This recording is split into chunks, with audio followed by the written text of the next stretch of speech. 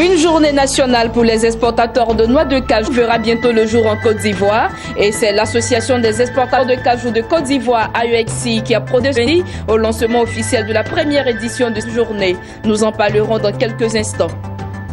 Le nouveau gouvernement ghanéen compte renégocier le programme d'aide de 918 millions de dollars conclu en 2015 avec le FMI.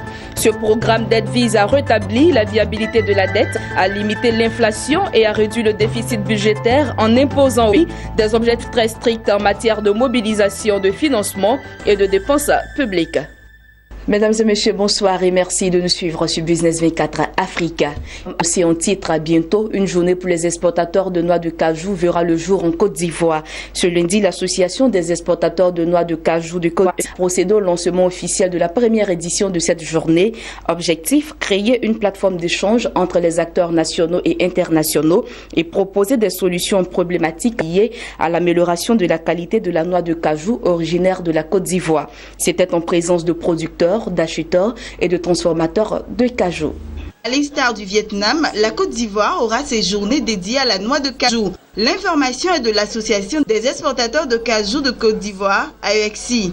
Les journées nationales des exportateurs de cajou, en abrégé GINEXI, aura lieu du 24 au 25 février 2017 au Radisson Blu Hotel à Abidjan. Les objectifs de cette première édition des GINEXI sont clairs. Il s'agit pour les exportateurs de créer une plateforme d'échange entre les acteurs nationaux et internationaux du secteur et proposer des solutions aux problématiques liées à l'amélioration de la qualité de la noix de cajou originaire de Côte d'Ivoire. Vous avez une filière en pleine croissance. 2010 à maintenant, nous sommes premier producteur mondial, nous sommes le premier exportateur mondial de noix brutes. Côte d'Ivoire fait près de 30% de la production mondiale, avec près de 50% de l'offre mondiale. Il n'y a pas de raison qu'on ne fasse pas, que les acteurs nationaux et internationaux ne se retrouvent pas ici, parce qu'elle occupe un rang très important aujourd'hui dans le monde de l'ANACAD. Les journées nationales des exportateurs de cajou seront meublées de plusieurs activités. Des conférences débats sur des thématiques d'actualité, des rencontres B2B, des expositions de produits et services. Le thème choisi pour cette première exposition des GINEXI est émergence de la filière cajou en Côte d'Ivoire et défis liés à la commercialisation extérieure. La noix de cajou, il faut le rappeler, a connu une progression record en Côte d'Ivoire. La production est passée de 350 000 tonnes en 2010 à plus de 600 000 tonnes en 2016, consolidant la position de la Côte d'Ivoire au rang de exportateur de noix brutes de cajou. La noix de cajou aujourd'hui est devenue un véritable facteur de développement de toute la région du nord, du centre et de l'est de la Côte d'Ivoire. Vous savez, la production en espace de 5 ans a doublé de 350 000 tonnes en 2010 à près de 100 tonnes en 2015, générant ainsi près de 350 milliards de francs pour nos producteurs.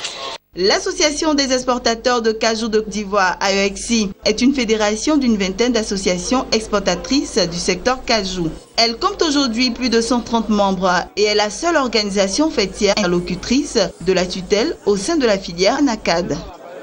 C'était le commentaire de Marie-Josée Kwasi. Poursuivons à présent avec ces informations en bref. Le nouveau gouvernement ghanéen a envisagé de renégocier le programme d'aide de 918 millions de dollars conclu en 2015 avec le FMI pour pouvoir mobiliser davantage de fonds nécessaires aux dépenses publiques, a annoncé Yao Osafo Maafo devant une commission parlementaire chargée d'examiner sa nomination au poste de ministre d'État.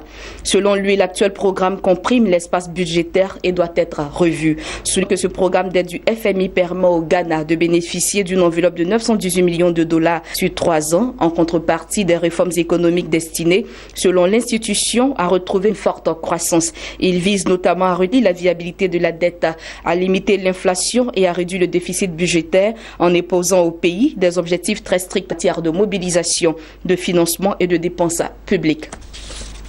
Le gouvernement fédéral du Nigeria devra emprunter sur le marché international pour couvrir ses dépenses en 2017. C'est ce qu'a affirmé la ministre en charge des. La responsable a expliqué que le pays ne générait pas assez de revenus pour satisfaire ses besoins et investir dans son développement. La ministre a également indiqué que les charges mensuelles du gouvernement s'élèvent à 330 milliards de naira, soit 210 milliards de dollars pour les dépenses en personnel et 120 milliards pour le service de la dette. Elle souligne les faibles revenus tirés du pétrole pétrole ne permettent pas au Nigeria de couvrir ses charges ni d'investir dans des projets de développement. Terminons avec cette information. Le gouvernement kenyan a lancé un programme de formation des jeunes aux compétences numériques. Selon les projections, ce vaste programme dénommé Ajira permettra à 1 000 Kenyans d'obtenir un emploi freelance en ligne en 2018. Le programme Ajira permettra le déploiement d'experts de la technologie à travers le pays pour former ces jeunes. Il prévoit également la fourniture d'une connectivité Internet Wi-Fi gratuite et la mise en place d'une plateforme d'inscription en ligne. Cette initiative de l'État kenyan, il faut le souligner, vise à lutter contre l'épineux problème du chômage des jeunes et s'inscrit dans la perspective du gouvernement de faire du pays la plaque tournante de l'innovation technologique en Afrique. Fin de ce journal. Merci de nous avoir suivis et je vous retrouve demain pour une nouvelle édition sur Business 24 Africa.